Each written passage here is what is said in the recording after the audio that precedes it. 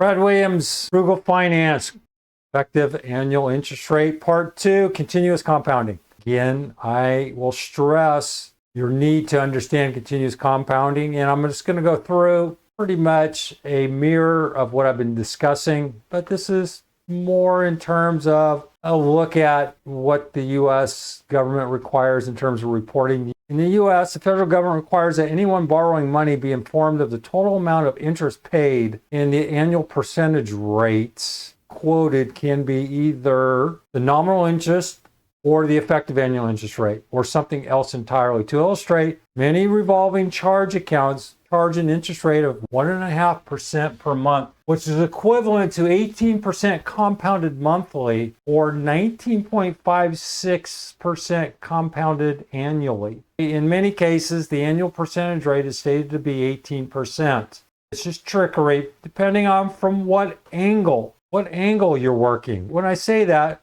are you working for the bank and are you in the credit card department? Your job is to do whatever you have to do in order to get this as high as possible. Is it fair? Well, it's up to the user to determine what's fair and what's not. You're offering a product. Me, I tell you to go shove it up your butt. This is just usurious. I think credit cards are disastrous. And as I've stated time and time again, you only need one. You don't need 7.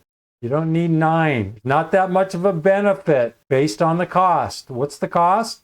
Using your credit card and not paying it off on a monthly basis. Continuous compounding. You should note that as frequency of compounding in a year increases, the effective interest rate increases. Since business transactions occur daily or hourly in most businesses, the money is normally put to work for the business as soon as it's received. Compounding is occurring quite frequently. What you have to be aware of is some certain notation when it is recognized at continuous. We're going to use this EXP.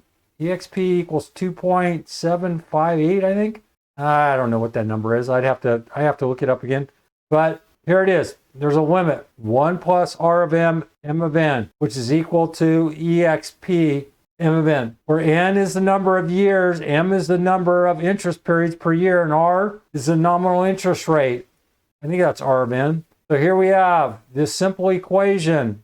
F of D equals P EXP R of N. Here it is. We have a mutual fund. If $2,000 is reinvested in a mutual fund, earning 12% with continuous compounding, what is the total value? EXP, let's look over here. EXP 12, there's our rate. How many periods? 5 times $2,000. That's all you have to do when it comes to continuous compounding. 3644. Here's another way of doing it. $2,000 times EXP 1 to the 5th times 12. Seems like a lot of extra steps to take when you can just do it like this. You know, basically doing it the same way, but different ways to skin a cat.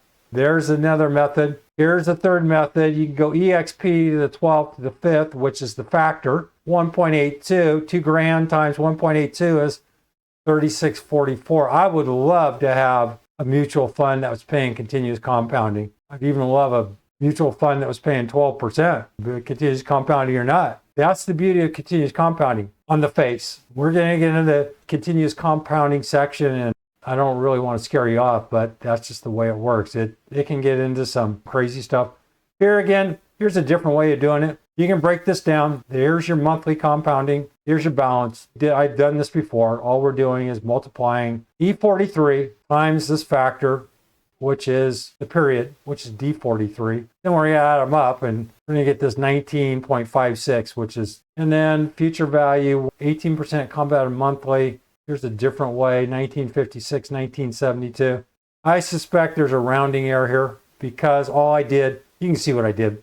I went to 1.015, and if we take this out further, see, we just did this, and here we have 0.18 divided this by 365.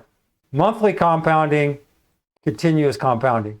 Notice the difference? 1956 versus 1972.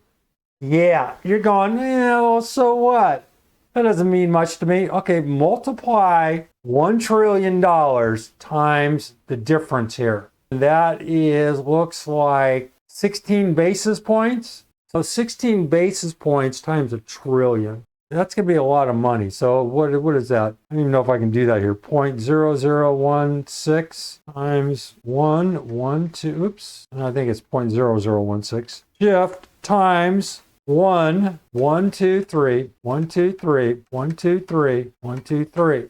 Tell me if that's a trillion. I think it's a trillion. Equals, if you don't think that's significant, that is $1.6 billion a year just by changing the compounding. 1.6 billion. No wonder we have so many billionaires out there. They're working on basis points. If there's a trillion in credit card debt, they can work off of 16 basis points. I think that's a trillion. It may be more. I can't tell. But yeah, you kind of get the idea. It's big money. Big money generates a lot of incremental money.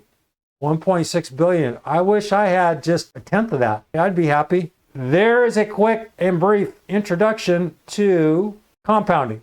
We were showing monthly compounding and continuous compounding. More to come. Brad Williams, Frugal Finance. Thanks for watching.